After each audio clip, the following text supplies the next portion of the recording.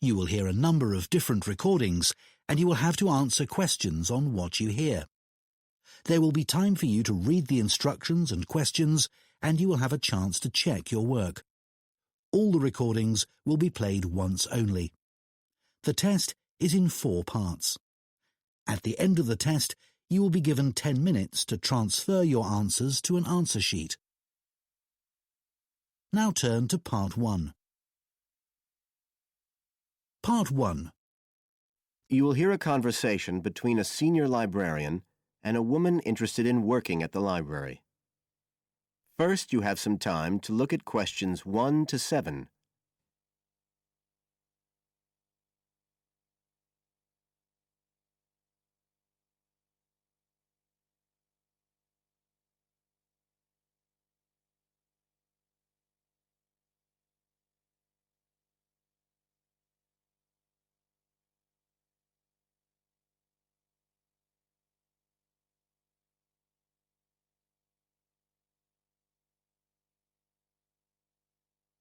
Listen carefully and answer questions 1 to 7.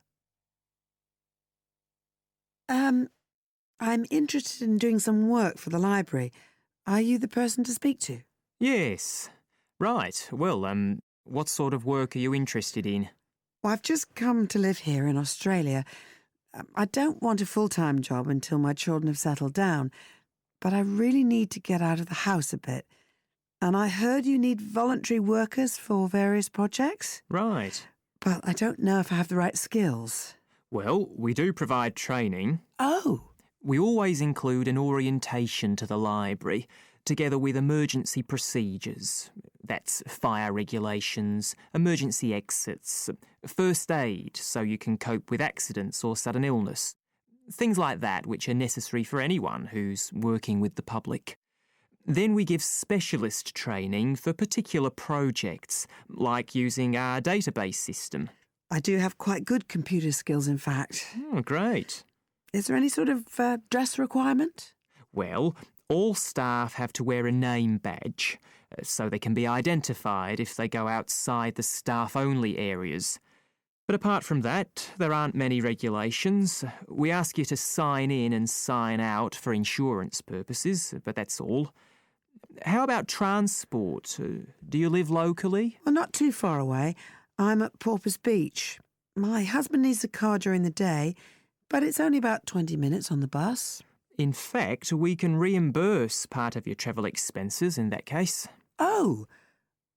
Would that be the same if I came by car?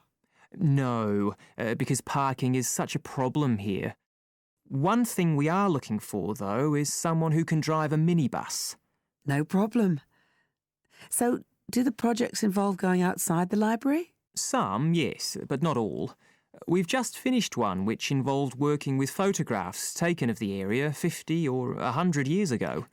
It basically involved what we call encapsulation. Putting them in some sort of covers to keep them safe? Exactly. It's time-consuming work, and we were very grateful to have help with it. Then, sometime next year, we're hoping to begin working on an initiative involving the sorting and labelling of objects relating to local history. We'll be needing help with the cataloguing. Oh, I'd definitely be interested. How about at present?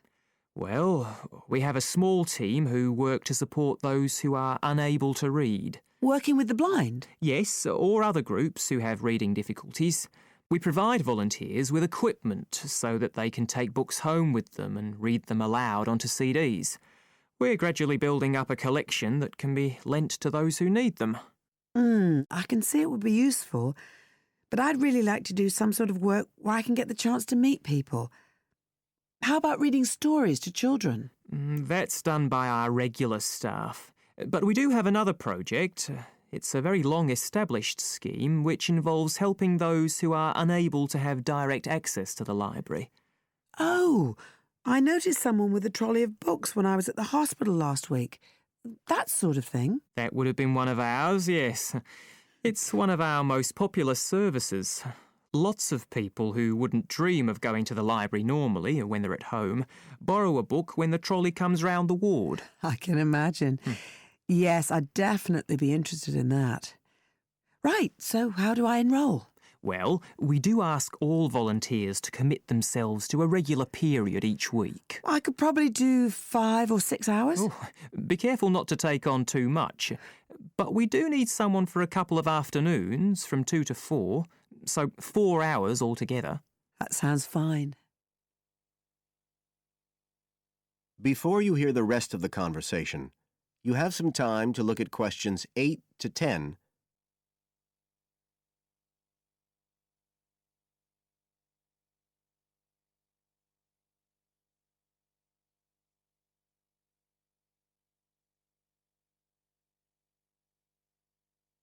Now listen and answer questions 8 to 10.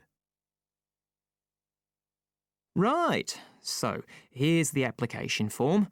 It asks the usual questions, name and address and telephone number. You also need to fill in details of who we should get in touch with in case of any accident or problem like that. We do need to have that filled in. And there's a space for date of birth, but that's only if you're over 75, so we won't worry about that. No. Oh, it asks for qualifications. Do I need to provide certificates? They're not necessary.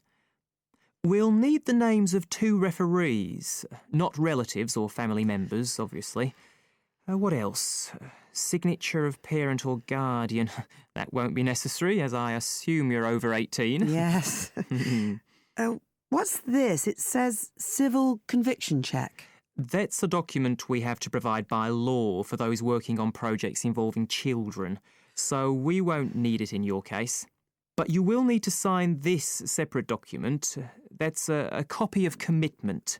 It's basically an agreement to work according to the library guidelines. So, if you'd like to fill this all in, you can do it here or take it home, whichever you prefer. I'll take it home if that's okay. Right, well, thank you for your time. That is the end of part 1. You now have 1 minute to check your answers to part 1.